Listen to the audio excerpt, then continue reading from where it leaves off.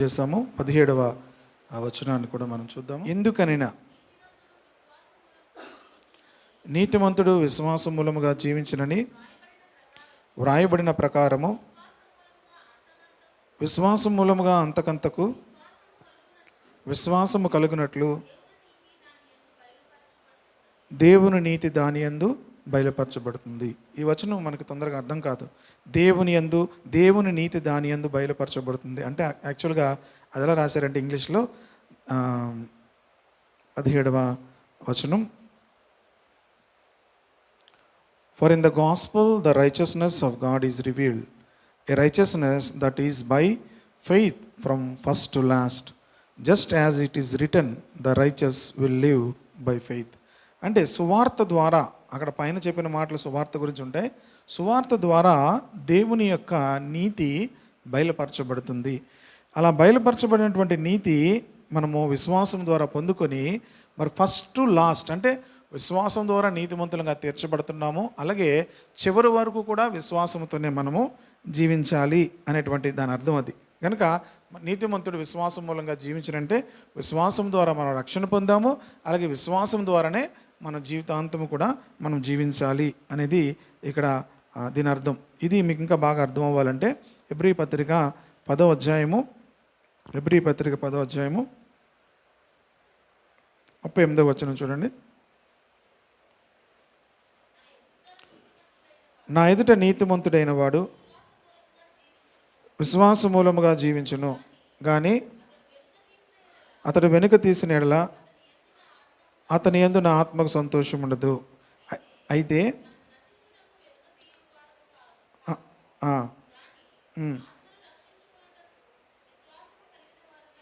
ఇక్కడ 2 మాటలు ఉన్నాయి చూడండి. మనము ఆత్మను రక్షించుకున్నట్టుకు విశ్వాసము కలిగిన వారమై ఉన్నాం. మన ఆత్మ విశ్వాసము, ప్రభువునందు విశ్వాసం ఉంచినప్పుడు రక్షణ పొందుతుంది. అలాగే ఆయన ఎదుట మనం విశ్వాసం మూలముగా జీవించాలని 38వ వచనంలో ఉంది. కనుక ఎలా జీవించాలి అనేది ఈ 11వ అధ్యాయం చదివితే మనకు అర్థమైపోతుంది. 11వ అధ్యాయములో ఒక్కొక్కరు ఎలాగ విశ్వాసంతో జీవించారు, హేబేల్ ఎలా జీవించాడు, తర్వాత హానోక్ ఎలా జీవించాడు, తర్వాత నోవాహు ఎలా జీవించాడు, ఇవన్నీ కూడా అక్కడ రాయబడి ఉంటాయి. ఏంటి విశ్వాసం మూలముగా జీవించడం అంటే హేబేలు దేవునికి శ్రేష్టమైన బలి అర్పించాడని ఉంటుంది. కనుక మరి శ్రేష్టమైనటువంటి జీవితం దేవునికి మన జీవితాలు శ్రేష్టమైనవిగా అర్పించుకోవాలి. తర్వాత హానోక్ గురించి అయితే దేవునికి ఇష్టుడై జీవించని ఉంటుంది. తర్వాత నోవాహు అయితే మరి అది వరకు చూడని విషయాల గురించి అతడు విశ్వాసం నుంచి విధేయుడయ్యాడు. ఎందుకంటే అప్పటి వరకు కూడా వర్షం లేదు భూమి మీద. వర్షం అయితే పడితే పడంత అనొచ్చు, కానీ వర్షం వచ్చి పర్వతాలన్నింటినీ కూడా ముంచేస్తుంది అనేది అప్పటి వరకు ఊహించలేనిది. కానీ నమ్మి మరి 100 సంవత్సరాలు మరి ఆ వాడ కట్టడానికి వెళ్ళి మరి ఆ వాడ సిద్ధపరిచాడు. ఇవన్నీ కూడా మరి విశ్వాసము ఇక జీవితాన్ని గురించి మీకు తెలియజేస్తాయి. అన్నీ చెప్పను నేను, మీరు చదివితే అర్థమవుతుంది. అబ్రహాము పిలువబడినప్పుడు ఎక్కడికి వెళ్ళాలో తెలియకుండానే తన పిలుపునకు లోబడి మరి వెళ్ళినట్లుగా చూస్తాం. సో విశ్వాస జీవితం అంతా కూడా 11వ అధ్యాయంలో ఉంటుంది. నా ఎదుట నీతిమంతుడైన వాడు విశ్వాసం మూలంగా జీవించినంటే ఆ అధ్యాయం చదివితే మనకు అర్థమవుతుంది. అబ్రహాము గుడారాల్లో నివసించాడని మరి ఇవన్నీ కూడా మనము అందులో చూస్తాం. 18వ వచనంలోకి వెళ్ళిపోతున్నాను. ఇక్కడ రోమాపత్రిక 1వ అధ్యాయము 18వ వచనం, దుర్నీతి చేత సత్యము అడ్డగించు మనుషుల యొక్క సమస్త భక్తిహీనత మీదనో దుర్నీతి మీదనో. ఇక్కడ నుంచి చాలా జాగ్రత్తగా వినాలి. ఈ బైబిల్ గ్రంథం మనం తెలుసుకోవడం ద్వారా చాలామంది మనల్ని చాలా ప్రశ్నలు వేస్తారు. అంతేకాదు మనకు కూడా చాలా ప్రశ్నలు ఉంటాయి. మనం చదువుతాం, విశ్వాసాలు అయినప్పుడు కూడా మన హృదయాలు ఏముంటాయి, ప్రశ్నలు ఉంటాయి. ఈ ప్రశ్నలన్నిటికీ కూడా కొన్నిసార్లు మనం ఎవరైనా అడిగి అది తెలుసుకోవడానికి అవకాశం ఉంటుంది. కానీ మనకి దేవుని వాక్యమే అన్ని విషయాల నుంచి కూడా జవాబిస్తుంది. ఇతరులు మనల్ని అడిగినటువంటి ప్రశ్నలకు మనం జవాబు ఇవ్వకపోతే ఒక రకంగా వాళ్ళు మనల్ని ఏమనుకుంటారంటే మనం వాళ్ళ దగ్గర ఓడిపోయాము అనుకుంటారు. సో ఓడిపోవడం వల్ల మనకు వచ్చే నష్టమే ఉండదు. కాకపోతే నిజానికి వాళ్ళు ఓడిపోతారు. మనం సరిగా జవాబు ఇవ్వకపోతే ఎవరు ఓడిపోతారు? వాళ్ళు ఏమనుకుంటారు మనల్ని చూసి, నాకు జవాబు చెప్పలేకపోయాడు ఓడిపోయాడు అనుకుంటారు వాళ్ళు. మనం జవాబు చెప్పకపోయినా నిజానికి ఎవరు ఓడిపోతారు? వారి ఆత్మను వాళ్ళు నష్టపోతారు. మనం జవాబు చెప్పకపోయినంత మాత్రాన మన పరలోకి వెళ్ళకపోవడం ఏమి ఉండదు. మనం రక్షించబడ్డాం. అయితే ఎవరికైతే మీరు జవాబు చెప్పలేకపోయారో ఆ ఆత్మను మీరు కోల్పోతారు. అర్థమైందా? మనమేం ఓడిపోం. ఎందుకంటే అన్ని జవాబులు మనకు తెలియవు. చెప్పలేకపోయినంత మాత్రాన మీరు ఓడిపోయారు అనడానికి ఏం లేదు. మనం ఓడిపోవడం ఏమి ఉండదు. కాకపోతే విషయం ఏంటంటే మనం జవాబు చెప్పకపోతే వాళ్ళు నశించిపోతారు, వాళ్ళని మనం కోల్పోతాం. కనుక వాక్యం మనకు తెలిస్తే వారికి మనం ఏం చేయొచ్చు? జవాబు చెప్పచ్చు. అడిగే ప్రశ్నలు, చాలామంది ప్రశ్నలు వేస్తారు. దేవుడైతే ఇలాగెందుకుంటాడు, దేవుడైతే అలాగెందుకు చేస్తాడు, దేవుడు ఇలా చేయాలి కదా అన్నప్పుడు వాక్యం మనకు తెలిస్తేనే మనం ఏం చేయొచ్చు? వాక్యంలో నుంచి జవాబు చెప్పచ్చు. మీరు మీ తలకాయలోంచి ఎన్ని జవాబులు చెప్పినా వాళ్ళకి ఎక్కవు. వాక్యంలోని చెప్పినప్పుడు ఏమవుతుందంటే వాక్యము శక్తి కలిగినది. వాక్యం ఏమవుతుందంటే వాక్యం మాట్లాడుతున్నప్పుడు వాళ్ళకు ఒక వెలుగు కలుగుతుంది. బైబిల్ ఏం చెప్తుంది? వాక్యములు వెల్లడవుటతోడనే వెలుగు కలుగుతుంది. సో మన మాటలు ఏం వెలిగించలేవు, వెలుగు రావు. అంటే అర్థమేంటి? మన మాటల్లో ఏముండవు, కరెంట్ ఉండదు. దేవుని వాక్యంలో ఏముంటుంది? పవర్ ఉంటుంది, జీవం ఉంటుంది. ఆ జీవం ఏం చేస్తుందంటే మనుషుల యొక్క మనసుల్లోకి, హృదయాలకు వెళ్ళినప్పుడు లైట్ వెలుగుతుంది అన్నమాట. హల్లెలూయా. అది ఎలాగ అర్థమవుతుందో మనకు తెలియదు. మాట్లాడుతున్నప్పుడు వాళ్ళకి ఏమవుతుంది? ఆ లైట్ అనేది వెలుగుతుంది. కనుక వాక్యం ద్వారానే మనం మాట్లాడాలి. ఇప్పుడు చెప్తున్నాను చూడండి. దుర్నీతి చేసే సత్యమును అడ్డగించు మనుషుల యొక్క సమస్త భక్తిహీనత మీదనో దుర్నీతి మీదనో దేవుని కోపము పరలోకం నుండి బయలుపరచబడింది. ఇక్కడ ఈ యొక్క వచనాల్లో దేవుడు లేడనుకునే వాళ్ళు చాలామంది ఉంటారు. దేవుడు లేడనుకునే వాళ్ళు చాలామంది ఉంటారు. అంతేకాదు, రెండవది, దేవుడు ఉన్నప్పటికీ కూడా, ఉన్నారని తెలిసినప్పటికీ కూడా లోబడని వాళ్ళు ఉంటారు. భక్తిహీనత అనేది ఏంటంటే దేవుని గురించి తెలుసుకొని కూడా, దేవుని గురించినటువంటి మాటలు విన్నప్పటికి కూడా లోబడకపోవడం, దానికి స్పందించకపోవడమే భక్తిహీనత. ఇక్కడ సమస్త భక్తిహీనత మీదనో దుర్నీతి మీదనో దేవుని కోపము. కనుక భక్తిహీనతకు అలాగే దుర్నీతికి పరలోకం నుంచి దేవుని కోపం వస్తుంది. భక్తిహీనులుగా జీవించడం అలాగే దుర్నీతిగా జీవిస్తున్నప్పుడు పరలోకం నుంచి ఏమొస్తుంది? దేవుని కోపము బయలుపరచబడుతుంది. ఇది చాలా జాగ్రత్తగా మనం తెలుసుకోవాలి. భక్తిహీనతలో ఉన్న వాళ్ళ మీద ఖచ్చితంగా పరలోకం నుంచి దేవుని కోపము వస్తుంది. కనుక ఎందుకు నాకు ఇలా జరిగింది అనడానికి కారణం ఏంటంటే దేవుని కోపము వస్తుందని ఎందుకనగా అని చెప్తున్నాడు. చూడండి ఇప్పుడు 19వ వచనం. దేవుని గురించి తెలియశక్యమైనది ఏదో అది వారి మధ్య విషదమై ఉన్నది. దేవుడు అది వారికి విషదపరిచింది. దేవుడు ఎప్పుడు కూడా మనుషులు అందరికీ కూడా తాను గురించి ఏం చేసుకుంటాడు? బయలుపరుచుకుంటూ ఉంటాడు. దేవుని గురించి తెలియశక్యమైనది ఏదో అది వారి మధ్య విషదమై ఉన్నది. దేవుడు అది వారికి విషదపరిచెను. ఆయన అదృశ్య లక్షణములు అనగా ఆయన నిత్యశక్తియు దేవత్వము జగదుత్పత్తి మొదలుకొని సృష్టింపబడిన వస్తువులను ఆలోచించుట వలన తేటపరచబడుచున్నవి గనక వారు నిరుత్తరులై ఉన్నారు. కనుక ప్రశ్నించేటప్పుడు వాళ్ళకి ఒక విషయం తెలియాలి. ఏంటంటే మనం చెప్పాలి ఏంటంటే ఆలోచించడం వలన చాలా విషయాలు మనకు బయలుపరచబడతాయి. హల్లెలూయా. మీరు ఎవరికైనా చెప్పేటప్పుడు ఆలోచించమని చెప్పాలి. ఏం చెప్పాలి? ఆలోచించడం వల్ల ఏమవుతాయట? క్లియర్గా ఉందండి. ఆలోచించడం వలన తేటపరచబడుచున్నవి. తిమోతికి కూడా పౌలు ఏం చెప్తాడు? ఆలోచించుకో అని చెప్తాడు. తిమోతికి పౌలు ఏం చెప్పాడు? ఆలోచించు అన్నాడు. చూస్తారా? అది మొదటిది కాదు, 2వ తిమోతి పత్రిక అనుకుంటాను, 2వ అధ్యాయము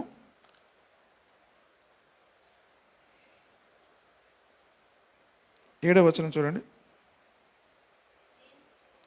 నేను చెప్పు మాటలు ఆలోచించుకొనుము, అన్ని విషయముల యందు ప్రభువు నీకు వివేకం అనుగ్రహించును. నేను చెప్పు మాటలు ఆలోచించుకొనుము. మనము ఆలోచించకపోతే ఏమీ గ్రహించలేం. పౌలు అంటున్నాడు, తిమోతికి చెప్తున్నాడు. తిమోతి ఎవరు? పాస్టర్ గారు. నేను చెప్పు మాటలను ఆలోచించుకొనుము, అన్ని విషయములలో ప్రభువు నీకు వివేకము అనుగ్రహించును. కనుక ఆలోచించడం వల్ల ప్రతి విషయాలు కూడా మనకేమవుతాయి? గ్రహించగలుగుతాం. పౌలు తిమోతికే ఈ మాట చెప్తున్నాడు. ఎవరికైనా సరే ఆలోచించడం ద్వారా దేవుని గురించినటువంటి జ్ఞానము, దేవుని గురించి ఆలోచించడం ద్వారా మనము పొందుకోవచ్చు. 21వ వచనము, మరియు వారు దేవుని ఎరిగియు దేవుని మహిమపరచలేదు.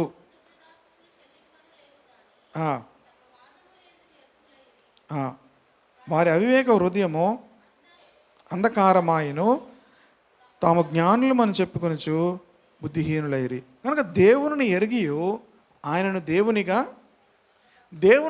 ఎరిగిన వారు ఏం చేయాలంటే ఆయనను దేవునిగా ఏం చేయాలి? మహిమపరచాలి. దేవుని తెలుసుకున్న తర్వాత ప్రతి ఒక్కరి డ్యూటీ ఏంటంటే దేవుని ఏం చేయాలి? మహిమపరచాలి. ఇది మానవునికి ఉన్నటువంటి ప్రాముఖ్యమైన బాధ్యత.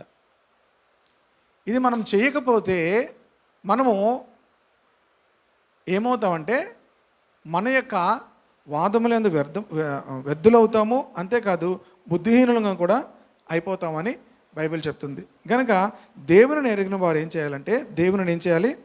మహిమపరచాలి, కృతజ్ఞతాస్తుతులు చెల్లించాలి. దేవునికి ఏం చేయాలి? ఎప్పుడు కూడా దేవునికి మనము కృతజ్ఞతాస్తుతులు చెల్లించాలి. దేవుడే మనల్ని ఏం చేస్తున్నాడు? కాపాడుతున్నాడు. దేవుడే మనల్ని ఏం చేస్తున్నాడు? పోషిస్తున్నాడు. దేవుడే మనల్ని ఏం చేస్తున్నాడు? నడిపిస్తున్నాడు. కనుక దేవునికి మనం ఏం చేయాలి? మహిమపరచాలి. రెండవది కృతజ్ఞతాస్తుతులు చెల్లించాలి. ఇది ఎప్పుడూ కూడా ఈ మర్చిపోయాం అనుకోండి, మనం ఏమవుతాము?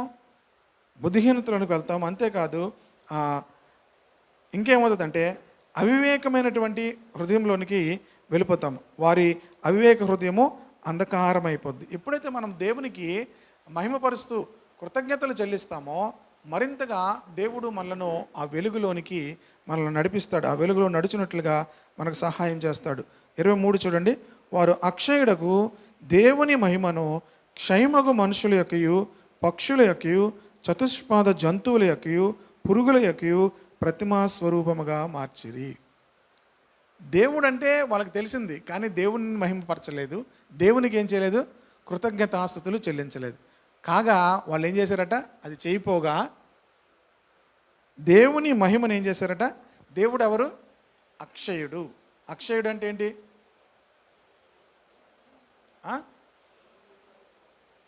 క్షయము కానివాడు అంటే పాడవనివాడు.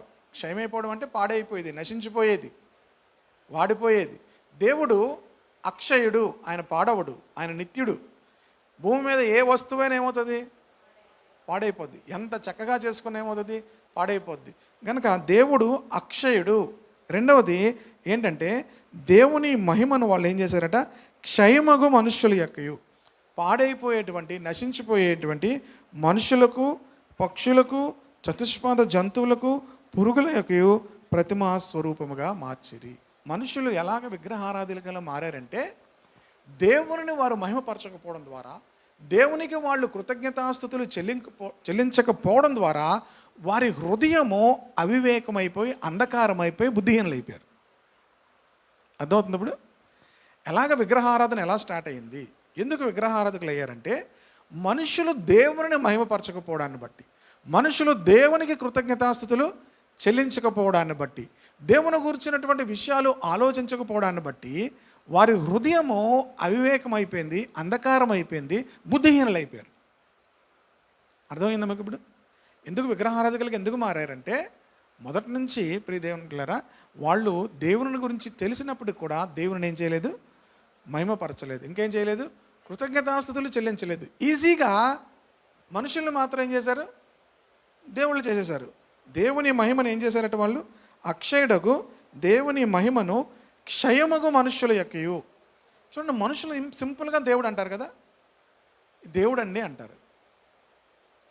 మనుషులు ఎవరినైనా దేవుడు అనడానికి వాళ్ళకి ఇబ్బంది లేదు. సజీవుడైనటువంటి దేవునిగా అనడానికి వాళ్ళకి ఇబ్బంది. మనుషుల్ని ఈజీగా దేవుడు అంటారు. ఇంకా పక్షుల్ని ఏం చేస్తారు? దేవునిగా అంటారు.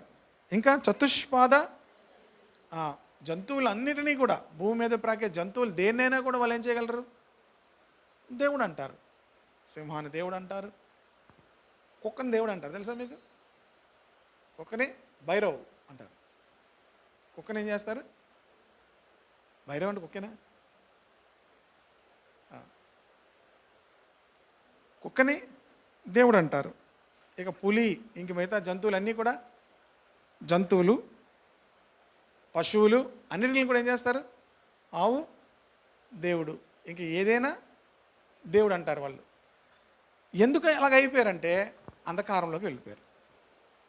ఈ అంధకారంలో నుంచి వాళ్ళు రావాలంటే దేవునికి ఏం చేయాలి? కృతజ్ఞతలు చెల్లించాలి. దేవునికి ఏం చేయాలి? మహిమపరచాలి. కనుక ఇంకా పురుగులకు కూడా వాళ్ళు ఏమైపోయారట? ప్రతిమా స్వరూపముగా మార్చేది. దేవుని మహిమను పురుగులకు కూడా వాళ్ళు ఇస్తున్నారు. పురుగులను మహిమపరుస్తున్నారు, మనుషులను మహిమపరుస్తున్నారు, జంతువులు మహిమపరుస్తున్నారు, పక్షుల్ని.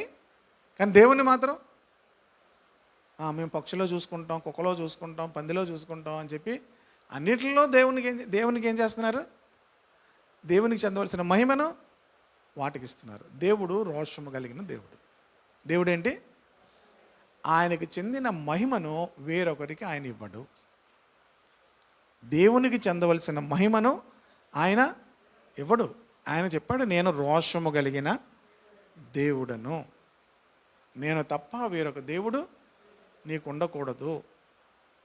లేడు కాదు, ఉండకూడదు అన్నాడు ఆయన. ఆయనే అన్నాడు, మీరు ఏ ప్రతిమా స్వరూపమును కూడా మీరు ఏం చేయకూడదు? చేసుకోకూడదు. పైన ఆకాశమందు కానీ, భూమి కింద కానీ, నేలలో కానీ ఏ రూపమో మీరు చేసుకోకూడదు, ఏ రూపానికి సాగిలి పడకూడదు అని చెప్పాడు. దేవుడు రోషము కలిగిన దేవుడు. కనుక మనం చాలాసార్లు ఎంపతి చూపిస్తాము, సానుభూతి చూపిస్తాం. కానీ దేవుడు ఈ విషయంలో ఏం చేయడు? సానుభూతి చూపించడు. దేవుడు ఏంటి? రోషము కలిగిన దేవుడు. కనుక దేవుడు ఏం చేయడు? ఇలాంటి విషయాల్లో తనకు చెందవలసిన మహిమను వేరొకరికి ఆయన చెందితే ఆయన రోషము కలిగినవాడు. దానివల్ల వచ్చే పర్యావసనాలు ఏంటో చూద్దాం. 24వ వచనం. ఈ హేతువు చేత, అంటే ఈ కారణము చేత దేవుని మహిమపరచకపోవడానికి, అలాగే దేవునికి కృతజ్ఞతాస్తుతులు చెల్లించలేకపోవడాన్ని బట్టి, అలాగే దేవునికి చెందవలసినటువంటి మహిమ, అక్షయుడకు దేవుని మహిమను క్షయమైనటువంటి వస్తువులు, క్షయమైనటువంటి మనుషులు, వాటన్నిటికీ కూడా వాళ్ళు చెల్లించారు కనుక వారి తమ హృదయ దురాశలను అనుసరించి తమ శరీరములను పరస్పరము అవమానపరుచుకున్నట్లు దేవుడు వారిని అపవిత్రతకు అప్పగించెను. అర్థమైంది? ఇప్పుడు వారు దేవుని మహిమపరచట్లేదు, దేవునికి కృతజ్ఞతాస్తుతులు చెల్లించట్లేదు, సరికదా? ఇంకా ఏం చేస్తున్నారు? తన మహిమను పక్షులకి, జంతువులకి ఇచ్చేశారు కనుక దేవుడు ఏం చేశాడంటే వారి హృదయ దురాశలను అనుసరించి తమ శరీరములను పరస్పరం అవమానపరుచుకున్నట్లు దేవుడు వారిని అపవిత్రతకు అప్పగించెను. దేవుడు ఏం చేశాడట? ఇది కొంచెం కన్ఫ్యూజన్గా ఉంటుంది. దేవుడు దేనికి అప్పగించాడు? అపవిత్రతకు. ఒక రకంగా చెప్పాలంటే ఇది మీరు చాలామంది కన్ఫ్యూజన్గా ఉంటుంది. దేవుడు అలాగా వదిలేస్తాడా? దేవుడు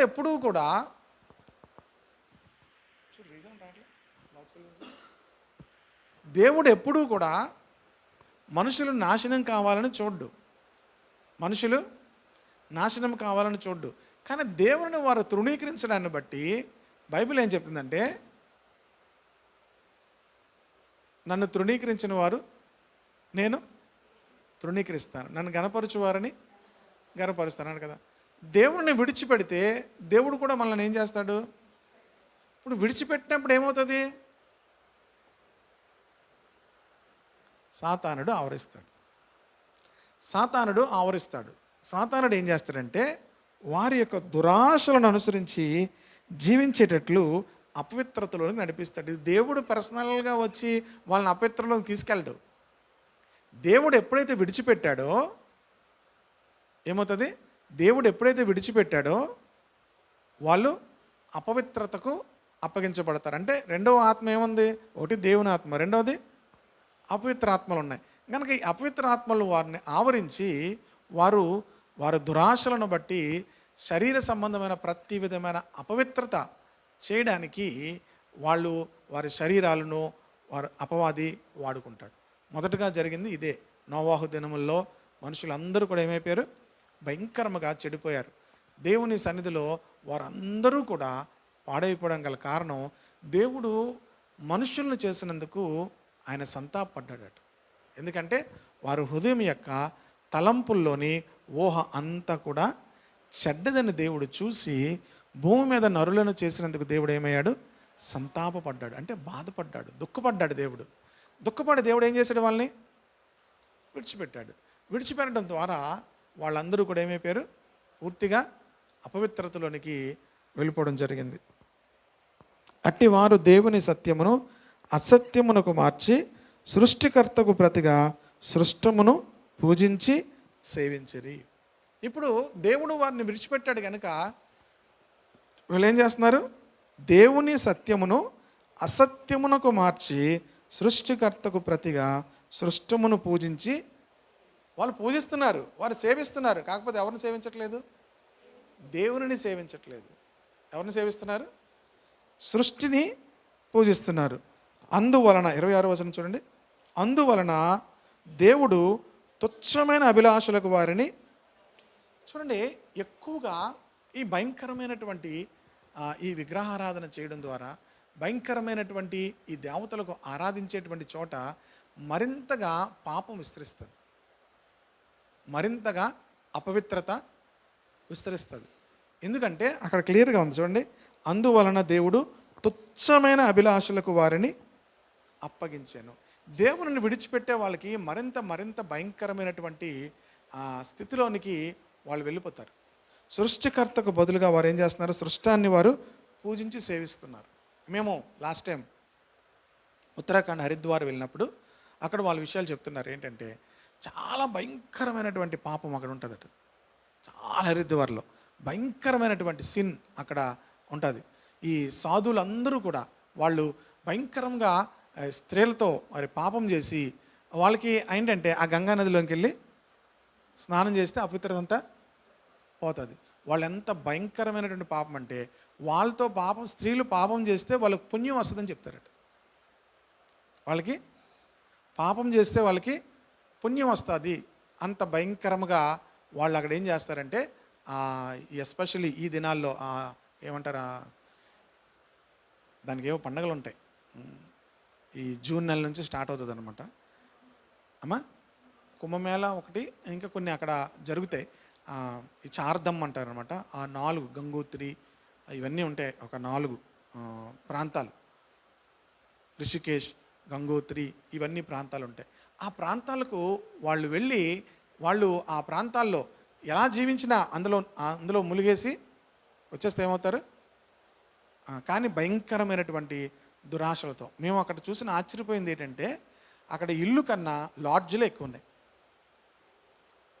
ఇల్లు కన్నా మొత్తం అన్ని లాడ్జ్లే. ఆ రూట్ అంతా మేము వెళ్తున్న రోడ్ అంతా అంటే ఎంతమంది వస్తారో చూడండి. అక్కడే ఒక రకంగా చెప్పాలంటే ఆ ఉత్తరాఖండ్ డెవిల్స్కి హబ్ అనమాట. అక్కడి నుంచే డెవిల్కే కాదు, ఈవెన్ ప్రభుత్వ నాయకులు ఏ పెద్ద నిర్ణయాలు తీసుకోవాలనుకున్నా కూడా ఉత్తరాఖండ్ వెళ్ళి తీసుకుంటారట. ఎస్పెషలీ బీజేపీ గవర్నమెంట్ వాళ్ళు పెద్ద నిర్ణయాలు ఏం తీసుకోవాలనుకున్నా ఉత్తరాఖండ్ వెళ్ళి అక్కడ కూర్చొని అక్కడ నుంచి తీసుకుంటారు. ఎందుకంటే అక్కడ నుంచి అదే మనకు ఎత్తైనటువంటి ప్రాంతం. ఆ ప్రాంతంలో నుంచే ఈ యొక్క ఈవిల్ స్పిరిట్స్ అన్నీ కూడా ఆపరేట్ చేయబడతాయి. ఆ అపవిత్రత ఎక్కడైతే ఈ యొక్క అపవిత్రమైనటువంటి ఈ యొక్క దేవతలకు, ఈ సృష్టికి ఎక్కువ ఆ సృష్టమునకు ఆరాధన చేస్తారో అక్కడి నుంచి అధికమైనటువంటి అపవిత్రత, మరి అధికమైనటువంటి చీకటి అధికమైపోతుంది. అందువలన దేవుడు తుచ్చమైన అభిలాషలకు వారిని అప్పగించాను. ఇక్కడ చూడండి ఎంత భయంకరమైన మాటలు ఉంటాయో. వారి స్త్రీల సైతము స్వాభావికమైన ధర్మం విడిచి స్వాభావిక విరుద్ధమైన ధర్మము అనుసరించిరి. అటువలే పురుషులు కూడా స్త్రీ యొక్క స్వాభావికమైన ధర్మం విడిచి పురుషులు అవచ్చమైనది చేయుచు తమ తప్పిదమునకు తగిన ఫలమును పొందుచు ఒకరిడల ఒకరు, స్త్రీల పట్ల స్త్రీలు, పురుషుల పట్ల పురుషులు కామతాప్తులైపోయారట. దేవునికి ఎంత దూరం అయిపోతున్నారో అంత భయంకరమైనటువంటి కాముకత్వము ఏమంటారు దాన్ని, విస్తరిస్తుంది. విచ్చలవిడిగా మనుషులు అయిపోతున్నారు. దేవునికి దూరం అయ్యే కొలది అపవిత్రాత్మలు మరింత భయంకరమైనటువంటి నీచమైనటువంటి స్థితిలోనికి మానవులను తీసుకెళ్ళిపోతుంది. ఈరోజు మనం అఫీషియల్గా చూస్తున్నాం పురుషులతో పురుషులు పెళ్లి చేసుకోవడం, కానీ స్త్రీలు పురుషులు భయంకరమైన అపవిత్రతలో జీవించినటువంటి జీవితాలు ఆది కాండంలో నుంచి కూడా ఉన్నాయి. ఆది కాండంలో నుంచి కూడా ఉన్నాయి. ఎందుకంటే దేవునికి దూరం అవుతున్న కొద్దీ అపవిత్రాత్మలు వారిని మరింతగా అపవిత్రతలోనికి, పాపంలోనికి తీసుకొని వెళ్ళిపోతున్నట్లుగా మనం చూస్తున్నాం. 28వ వచనం, మరియు వారు దేవుడు చూడండి మరలా ఒక రకంగా మనం అనుకుంటే దేవుడు మరలా అవకాశం ఇస్తుంటాడు. మరియు వారు తమ మనస్సులలో దేవునికి చోటు ఇవ్వకపోయారు కనుక చేయరాని కార్యములు చేయుటకు దేవుడు వారిని భ్రష్ట మనస్సుకు, ఇప్పుడు ఎంత స్థితిలోకి వెళ్ళిపోయారు? భ్రష్టత్వంలోనికి వెళ్ళిపోయారు.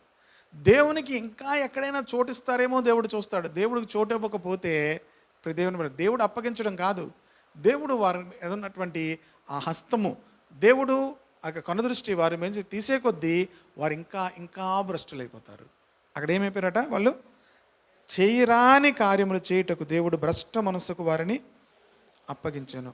అట్టివారు సమస్తమైన దుర్నీతి చేతనో, దుష్టత్వము చేతనో, లోభము చేతనో, ఈర్ష్య చేతనో నిండుకొని మత్సరము, నరహత్య, కలహము, కపటము, వైరమను వాటితో నిండిన వారే కొండెగాండ్రులను, అపవాదకులను, దేవద్వేషులను, హింసకులను, అహంకారులను, బెంకములాడువారును, చెడ్డవాటిని కల్పించువారును, తల్లిదండ్రులకు అవిధేయులను, అవివేకులను, మాట తప్పువారును, అనురాగ రైతులను, నిర్దయులునైరి.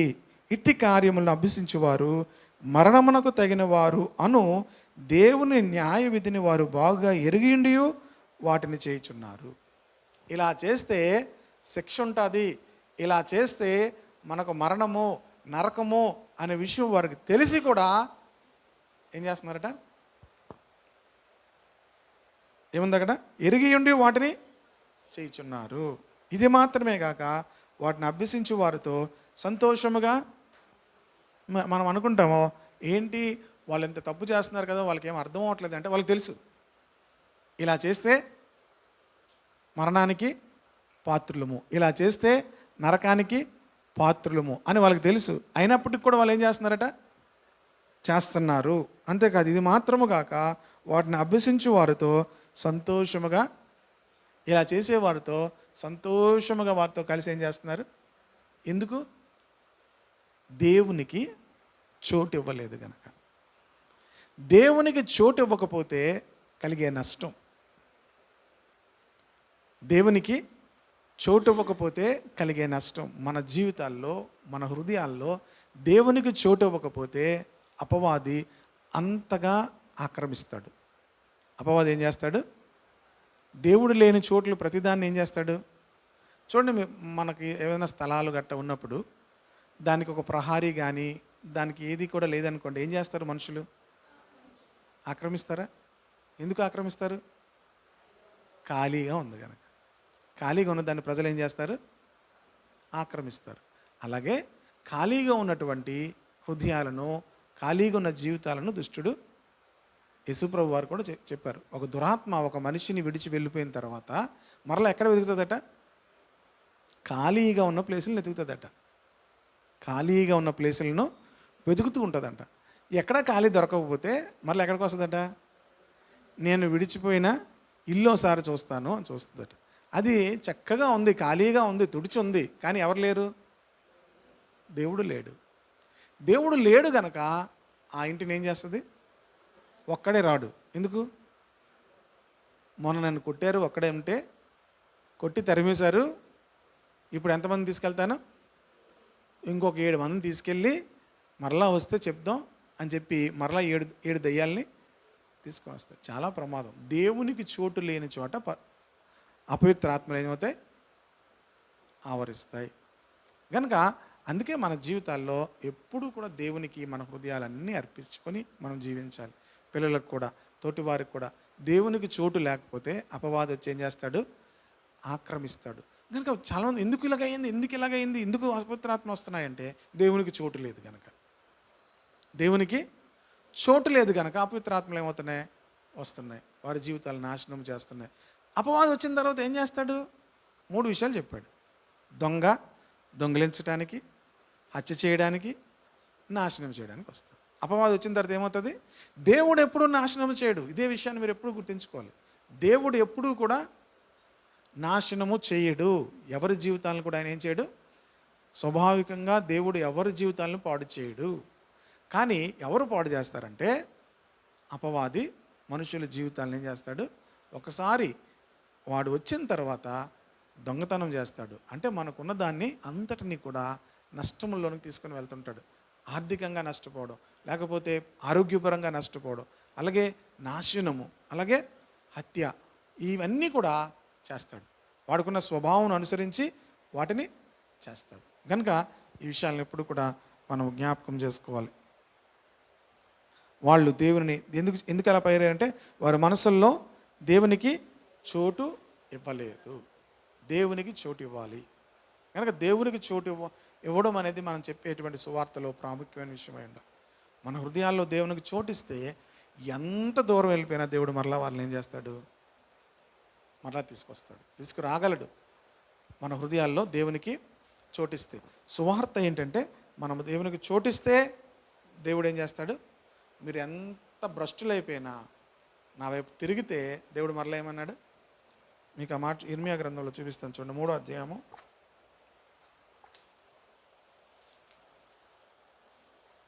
ఇర్మియా గ్రంథం 3వ అధ్యాయము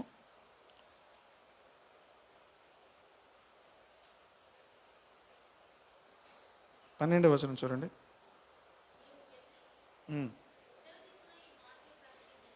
ఉత్తర దిక్కున ఈ మాటలు ప్రకటింపుము.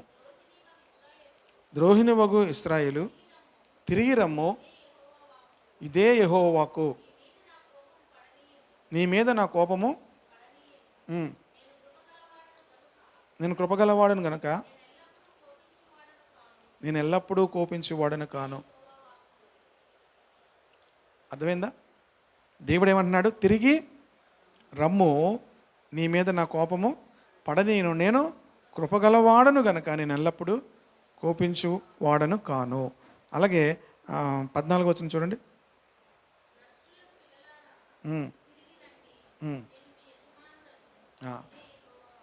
భ్రష్టులకు పిల్లలారా, నేను ఇప్పుడు ఎందుకు ఈ మాటలు చెప్తున్నాను? మీరు నేర్చుకోవాలి. ముందు మీకు తెలియాలి దేవుడు ఎలాంటి వాడు. దేవుడు నాశనం చేసేవాడు కాదు, దేవుడు కీడు చేసేవాడు కాదు. నా వైపు తిరగండి అంటున్నాడు. ఏమంటున్నాడు? ఈ 13వ వచనం కూడా చూడండి. నీ దేవుడైన యెహోవా మీద తిరుగుబాటు చేయుచు నా మాటను అంగీకరింపక ప్రతి పచ్చని చెట్టు కింద అన్యులతో కలుసుకున్నటకు నీవు ఇటు అటు పోయిన నీ దోషము ఒప్పుకొనుము, ఇదే యెహోవా వాక్కు. ఒప్పుకోవాలి దేవుని దగ్గర, పాపమును ఒప్పుకోవాలి. భ్రష్టులకు పిల్లలారా, నా వైపు తిరగండి, నేను మీ యజమానుడను. దేవుడు ఏమంటున్నాడు? నేను మీ యజమానుడను. దేవుడు మన యజమానుడు. 22వ వచనం చూడమ్మా. భ్రష్టులైన ఏమంటున్నాడు? భ్రష్టులైన బిడ్డలారా తిరిగి రండి, మీ అవిశ్వాసము నేను బాగు చేసేదను. నీవే మా దేవుడు అయిన యెహోవావు, నీ యొద్దకే మేము వచ్చుచున్నాము. చూడండి, నిశ్చయముగా కొండల మీద జరిగిన మోసకరము, పర్వతాల మీద చేసిన ఘోష నిష్ప్రయోజనము కనుక నిశ్చయముగా మా దేవుడైన యెహోవా వలన ఇశ్రాయేలునకు రక్షణ కలుగును. ప్రియ దేవుని బిడ్డలారా, ఇవన్నీ మనం చదివితే మనకు అర్థమవుతాయి. ఏంటంటే దేవుని వైపుకు మనం ఎప్పుడు తిరుగుతామో దేవుడు ఏం చేస్తాడు? మనల్ని మరలా చేర్చుకుంటాడు. హల్లెలూయా. అంత భయంకరమైన స్థితిలోనికి వెళ్ళినా శుభవార్త సువార్త ఏంటంటే దేవుని వైపు తిరిగితే దేవుడు ఏం చేస్తాడు? చేర్చుకుంటాడు. దేవుని వైపు తిరగకుండా భ్రష్టత్వంలోనికి వెళ్ళిపోయి తర్వాత దేవుడు వారిని దర్శించడం అనేది కొద్ది మందిలో జరుగుతుంది. మనం ఏమనుకుంటామో దేవుడు వాళ్ళని దర్శిస్తాడేమో అనుకుంటాం. దేవుడు వాళ్ళని దర్శించాలంటే ఎంతో భారమైన ప్రార్థన చేసేవాళ్ళు ఉంటే దేవుడు వారిని దర్శిస్తాడు. ఎంతో భారమైన ప్రార్థన చేసేవాళ్ళు ఉంటే వాళ్ళని బట్టి, వాళ్ళ ప్రార్థన బట్టి దేవుడు ఏం చేస్తాడు? వాళ్ళని దర్శిస్తాడు. రెండవది, కొంతమంది చాలామంది పౌలును ఉపయోగించి చెప్పుకుంటారు కదా. పౌలు నిజానికి చెడ్డవాడు కాడు. చాలామందికి ఇంతకుముందు కూడా మీకు నేను చెప్పాను, పౌలు చెడ్డవాడు కాడు. పౌలు ధర్మశాస్త్రం విషయమై నేను అనింద్యుడను అంటాడు. ధర్మశాస్త్రం విషయమై నేను అనింద్యుడు అంటే అర్థం ఏంటి? ధర్మశాస్త్రం అంతా కూడా ఆచరించిన కనుక ఇలాంటి పరిస్థితులన్నీ కూడా మధ్యలో ఎలాగైనా వారు దేవుని వైపు తిరిగేటట్లుగా మనం చేయాలి. ఒకటి, పాపమును ఏం చేయాలన్నాడు? ఒప్పుకోవాలి అన్నాడు. నా వైపు తిరగాలి అన్నాడు. దేవుడు ఏం చేస్తాడు? బాగు చేస్తాడు. అంతేగాని దేవుడే వాళ్ళని దర్శిస్తాడు అనుకుంటే దేవుడు అందరినీ కూడా ఏం చేయడు? దర్శించడు. అలాగ దేవుడు చేయడు. ఎందుకు చేయడు అంటే, కొంతమందిని ముస్లిమ్స్ని కూడా చాలామంది ఇరాన్లో దేవుడు దర్శిస్తున్నాడు. ఇరాన్లో ఎంతోమంది ముస్లిమ్స్ని దేవుడు ఏం చేస్తున్నాడు? ఇది మీరు ఎలా చేస్తున్నారు కదండి అనుకోవచ్చు. అందుకే వాక్యం తెలియకపోతే మనం అన్నిటికీ అలాగే అనుకుంటాం. ఎందుకు చేస్తాడంటే, వాళ్ళు చేస్తున్నటువంటి భక్తి చాలా యథార్థ హృదయంతో చేస్తూ అదే సత్యం అనుకుంటున్నారు. కానీ సత్యం విషయంలో వాళ్ళు చాలా ఆసక్తి కలిగి ఉన్నారు. ఇప్పుడు మీకు ఉదాహరణ చెప్తాను. మీరు ముస్లిం కుటుంబంలో పుట్టారనుకోండి, మీరు ఏమనుకుంటారు? అదే మంచిది, అదే కరెక్ట్, అదే మరి కరెక్ట్ అని చెప్తారు కదా. అదొక్కటే దైవం అంటారు. కానీ అందరూ సరైనటువంటి వాళ్ళు కారు. అందులో కూడా సరిగా ఉండరు. అందులో కూడా సరిగా ఉండి అదే భక్తి అనుకొని దాంట్లోనే పరలోకం వెళ్ళాలనుకొని ఆశపడుతూ ఉంటున్నప్పుడు దేవుడు ఏం చేస్తాడంటే, నేనే మార్గం అని దేవుడు తను బయలుపరుచుకుంటాడు. నేనే మార్గం అని దేవుడు ఏం చేస్తాడు? తను బయలుపరుచుకుంటాడు. అలాగే పౌలు కూడా తను నమ్ముతున్నటువంటి ఆ జుడాయిజం ద్వారానే, యూదా ఆ గ్రంథం ద్వారానే తప్ప ఎవరూ పరలోకం వెళ్ళలేరు, ఇదొక్కటే సరైన మార్గము, ఇదొక్కటే సరైనటువంటి గ్రంథము, మిగతా అంతా తప్పు అని చెప్పి అలాగే ఎవరైనా వేరే మతంలోనికి వెళ్ళిపోతుంటే వాళ్ళని కొట్టేవాడు. ఆ ధర్మశాస్త్ర ప్రకారముగా వేరే ఎవరిని పూజించినా రాళ్లతో కొట్టమని ఉంది కనుక వాళ్ళని కొట్టి చంపేవాడు. కానీ పౌలు చేస్తుంది అందరూ తప్పు అని అనుకుంటారు, కానీ పౌలు ధర్మశాస్త్రం బట్టి అది చేస్తున్నాడు. కనుక దేవుడు ఏం చేశాడంటే, నువ్వు అనుకుంటుంది కాదు, నేను సత్యం అని చెప్పి దేవుడు తను ఏం చేసుకున్నాడు? బయలుపరుచుకున్నాడు. కనుక దేవునికి చోటు ఇవ్వకుండా దేవుడు ఎవరిని కూడా రక్షించలేడు. పాపమును ఒప్పుకోకుండా దేవుడు ఎవరిని కూడా రక్షించలేడు. అంతేకాదు, ఒకవేళ ఇదే సరైన మార్గం అనుకుని యథార్థముగా దాని వెనకాల వెళ్ళిపోతుంటే దేవుడు ఏం చేస్తాడంటే, ఇది కాదు, ఇది సరైన మార్గం అని దేవుడు బోధిస్తాడు. అర్థమవుతుంది కదా. కానీ పౌలును కూడా అలాగే దేవుడు దర్శించి ఏం చేశారంటే రక్షించాడు. రక్షించడం మాత్రమే కాదు, దేవుడు తన యొక్క సేవలో ఉన్నతముగా దేవుడు ఏం చేశాడు? వాడుకున్నాడు. హల్లెలూయా. గనుక అలాగ దేవుడు, అందుకనే ఇలాంటి భ్రష్టత్వంలో ఉన్న వాళ్ళ కోసం మనం ఏం చేయాలంటే చాలా ప్రార్థన చేయాలి. మన ప్రార్థనను బట్టి దేవుడు ఏం చేస్తాడు? వారిని దర్శిస్తాడు. వారిని బట్టి దర్శించుడు.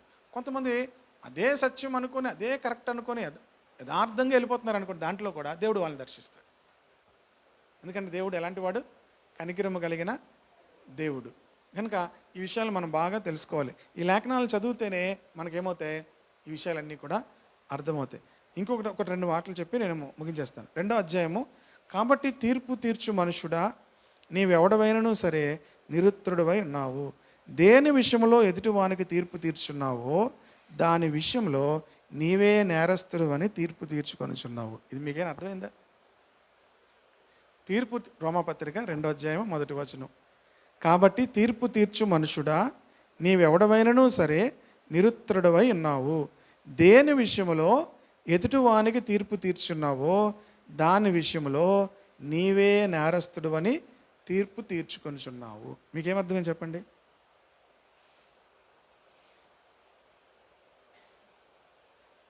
ఏమర్థమైంది?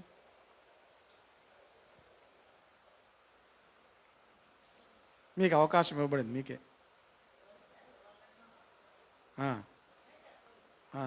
బాగా అర్థమైంది మీకు, అంటే అందరికీ తరపున. ఇప్పుడు నేను ఒక విషయాన్ని, ఒక వ్యక్తి చెడ్డవాడని ఎలా చెప్తున్నానో ఆ చెడ్డ నాలో కూడా ఉంది, అది అర్థం. ఒక వ్యక్తి ఏ చెడ్డవాడని నేను చెప్తున్నానో ఆ చెడ్డ జీవితం నాలోను కూడా ఉంది. కనుక ఎలా అనగా తీర్పు తీర్చి నీవును అట్టి కార్యములనే. మనమేమో నేను అంత చేయనండి అంటాం. మనం ఏమంటాం? నేను మరీ అంత ఘోరం కాదు అంటాం. కానీ ఘోరమా కారమా కాదు, అందరిలోనూ కూడా పాప స్వభావం ఉంది. అందరిలో కూడా ఏముంది? పాప స్వభావం ఉంది. కనుక అట్టి కార్యములు చేయి వారి మీద దేవుని తీర్పు సత్యమును అనుసరించినదే అని ఎరుగుదము. అట్టి కార్యములు చేయి వారికి తీర్పు తీర్చుటకు వాటినే చేయుచున్న మనుషుడా, నీవు దేవుని తీర్పు తప్పించుకుందువని అనుకుందువా. ఇక్కడ నుంచి వేరొక విధానంలో పౌలు జడ్జిమెంట్ ఎవరికి వస్తుంది ఇవన్నీ చెప్తున్నాడు.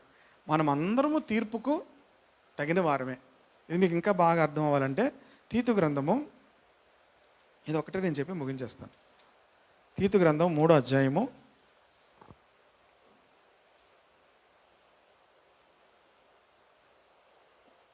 మొదటి 3 వచనాలు చదువుదాం. అధిపతులకును అధికారులకును ప్రతి సత్కారము చేయుటకు సిద్ధపడి ఉండవలననియు మనుషులందరి ఎదుట ఎవరిని దూషింపక జగడమాడని వారును శాంతులనై ఉండవలననియు జ్ఞాపకం చేయము. ఎందుకనగా మనము కూడా మునుపు, జాగ్రత్తగా వినండి, ఇది ప్రాముఖ్యమైన విషయం, మనము కూడా మునుపు అవివేకులము, అవిధేయులమును, మోసపోయిన వారము, నానా విధములైన దురాశలకును భోగములకును దాసులమునై ఉండి దుష్టత్వమునందును అసూయందును కాలము గడుపుచు కానీ మన రక్షకుడైన దేవుని యొక్క దయయు మానవుల యెడల ఆయనకున్న ప్రేమయు ప్రత్యక్షమైనప్పుడు మనము నీతిని అనుసరించి చేసిన క్రియల మూలంగా కాక తన కనికరము చొప్పుననే పునర్జన్మ సంబంధమైన స్నానము ద్వారాను పరిశుద్ధాత్మ మనకు నూతన స్వభావం కలుగుచేటు ద్వారాను. మీరు ఎలా రక్షించబడ్డారు అక్కడ చెప్పాడు. మనం ఎలా రక్షించబడ్డామో అక్కడ చెప్తున్నాడు. మనం అందరం కూడా ఎలాంటి వారమట. ఎందుకనగా మనము అన్నాడంటే ఎవరు? పౌలు కూడా. మనము అన్నాడంటే ఎవరు? పౌలు కూడా. మనం అందరము అవివేకులము, అందరము అవిధేయులము, అందరము మోసపోయిన వారమే, అందరము దురాశలకు, నానా విధమైన దురాశలకును భోగములకును దాసులమై ఉన్నాం. దుష్టత్వమందు అసూయందు కాలం గడుపుతున్నాం, అసహ్యులమై ఒకరినొకడు.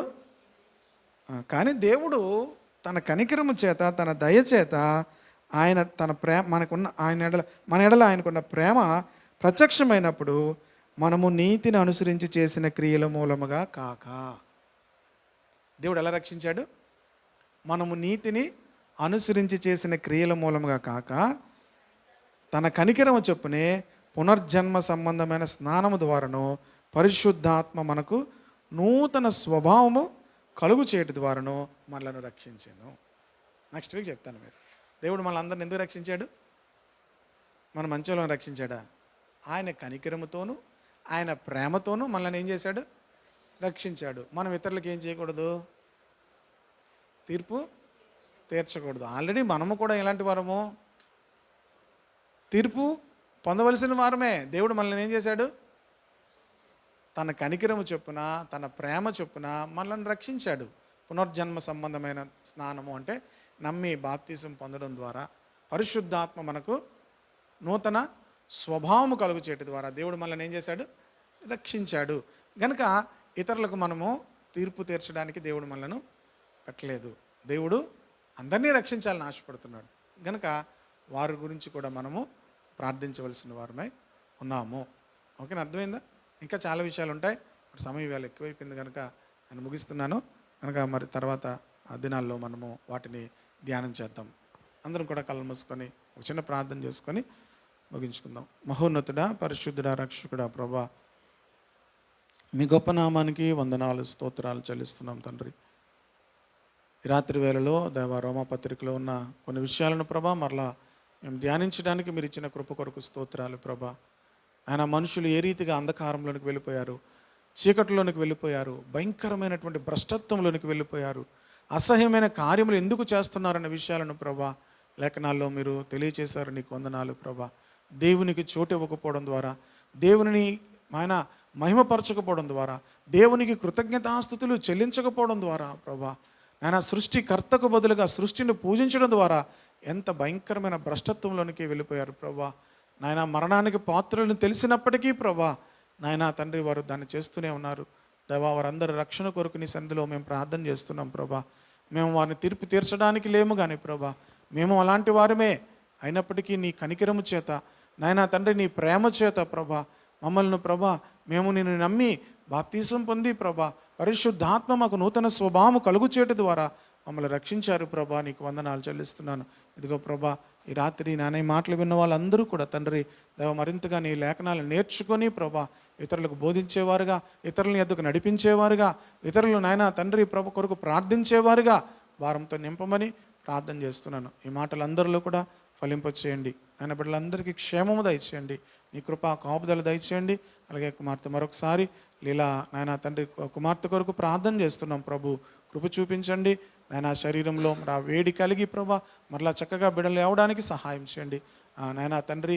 ఎటువంటి నాయన ప్రమాదకరమైన పరిస్థితులు కీడు కలగకుండా సాతాను క్రియలు లయపరిచి ప్రభు జీవము గల తండ్రి బిడ్డకు నాయన ఆరోగ్యం దయచేసి జీవమిచ్చి నాయన బ్రతికించి నడిపించమని మరొకసారి నీకు వందనాలు చెల్లిస్తూ యేసుక్రీస్తు నామములో ప్రార్థించి మనవులు అడిగి వేడుకుంటున్నాం తండ్రి.